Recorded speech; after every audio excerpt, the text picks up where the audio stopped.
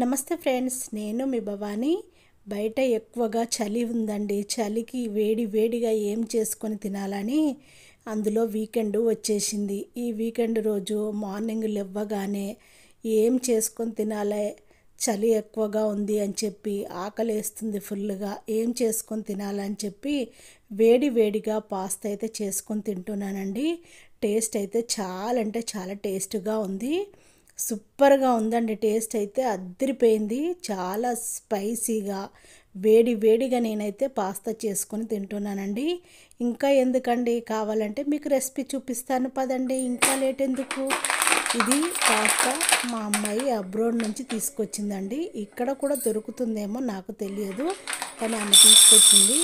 ఈరోజైతే నేను ఈ పాస్తాను అయితే చేసుకొని తింటున్నాను. నా ఛానల్లో పాస్తా రెసిపీలు ఇంకా 3 రకాలుగా కూడా ఉన్నాయండి.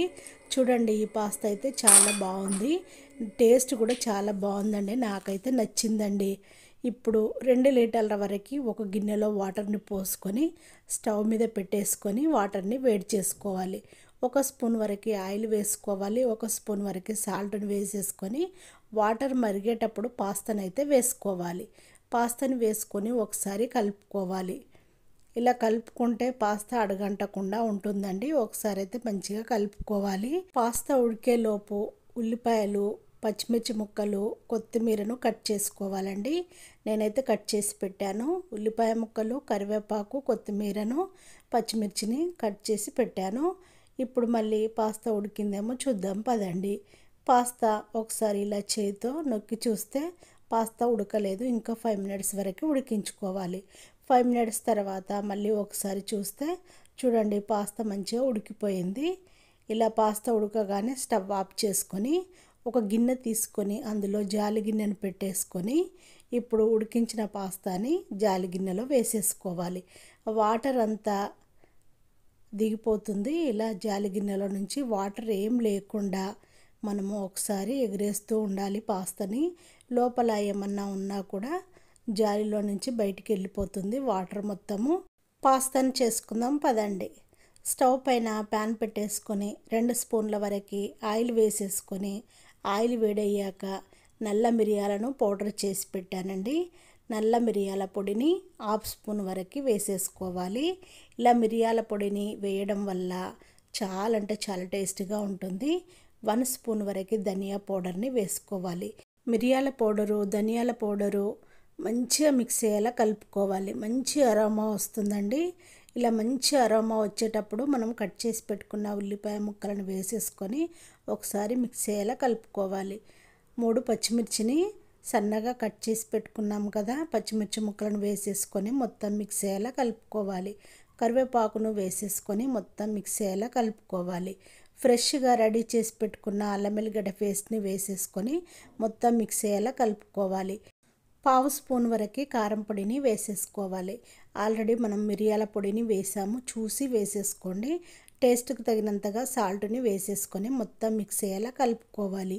ఇప్పుడు ఉడికించిన పాస్తాని వేసేసుకోవాలి. చూడండి, పాస్తా ఎంత పొడి పొడిగా ఎంత బాగుందో చూడండి. ఇలా అంటుకోకుండా, ఒకదానికొకటి అంటుకోకుండా పొడి పొడిగా ఉంది చూడండి.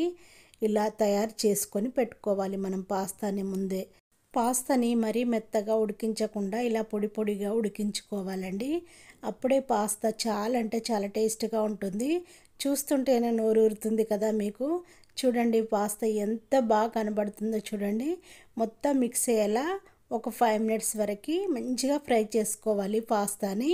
ఇప్పుడు సన్నగా కట్ చేసి పెట్టుకున్న కొత్తిమీరని వేసేసుకొని మొత్తం మిక్స్ అయ్యేలా కలుపుకోవాలి. ఇంకేంటి, వేడి వేడిగా పాస్తా రెడీ అయిపోయింది. ఎంతమందికి నచ్చిందో నా వీడియో, నచ్చిన వాళ్ళందరూ షేర్ చేయడము మర్చిపోకండి. నా ఛానల్ని సబ్స్క్రైబ్ చేయడము మర్చిపోకండి. సబ్స్క్రైబ్ చేసుకోండి, వీలైనంత మందికి షేర్ చేయండి. నా వీడియోకి లైక్ కొట్టడము మర్చిపోకండి. మీరు కొట్టే లైక్ వల్ల నాకు మరెంతో సపోర్ట్ని ఇస్తుంది. మరెన్నో వీడియోలు కూడా నేను చేసి మీ ముందుకు తీసుకొస్తానండి. మీరు కొట్టే ఒకే లైక్ వల్ల నేను చాలా వీడియోలను చేసి మీ ముందుకు తీసుకొస్తాను. మీ సపోర్ట్ ఇంకా నాకు కావాలండి. నేనైతే వేడి వేడిగా పాస్తాను వేసుకొని తింటున్నానండి.